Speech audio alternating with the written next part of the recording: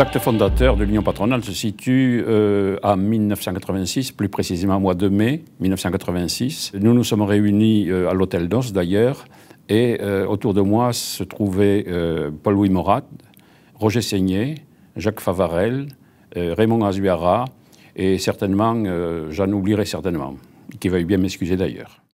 En 1979, lorsque s'est créé le Conseil des prud'hommes, dont j'ai pris la présidence en alternance avec les salariés, nous sommes aperçus que les salariés étaient bien structurés et qu'ils recevaient une formation, d'ailleurs très efficace, de la part de leur centrale syndicale. À ce moment-là, on a constaté que les employeurs n'avaient aucune structure pour ce faire. C'est donc sur ce constat que nous avons pensé à créer une organisation patronale, parce qu'il n'y en avait aucune en Ariège à ce moment-là. Et nous nous sommes aperçus qu'un certain nombre de mandats n'étaient pas occupés, comme c'était le cas dans d'autres départements. Et nous avons reçu l'agrément du CNPF de l'époque, qui est devenu MEDEF, et de la CGPME.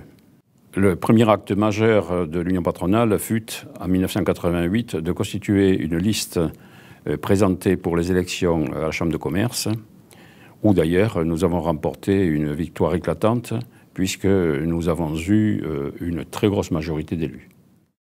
De par la loi et de par certains décrets, notre organisation patronale a pu récupérer environ 400 mandats. Et parmi ces mandats, 3 mandats majeurs, celui du conseil d'administration de l'URSSAF, de la CAF et de la CPM. Nous avons réalisé un tour de force unique en France, de présider les 3 caisses pendant 5 ans. Vu le développement exponentiel de nos services, vu l'accroissement également du nombre de nos salariés, nous avons été dans l'obligation de rechercher et de trouver de nouveaux locaux pour abriter tous ces services et ce personnel. C'est ainsi que nous avons développé le service de l'emploi, de la formation professionnelle, et également nous nous sommes investis dans l'aide aux travailleurs handicapés. Au fil du temps, nous avons su nous faire reconnaître par tous nos partenaires économiques et politiques, et nous avons su également tisser des liens étroits avec les autorités administratives du département. Il convient d'observer que pendant mon long mandat, nous n'avons pas eu d'affrontement majeur avec les syndicats de salariés, dont nous avons d'ailleurs respecté les positions. J'ai eu la chance d'être secondé par un collaborateur et des collaboratrices de qualité. Et si l'Union patronale est aujourd'hui ce qu'elle est, elle le doit essentiellement à son directeur, M. Vigier, et à ses collaboratrices.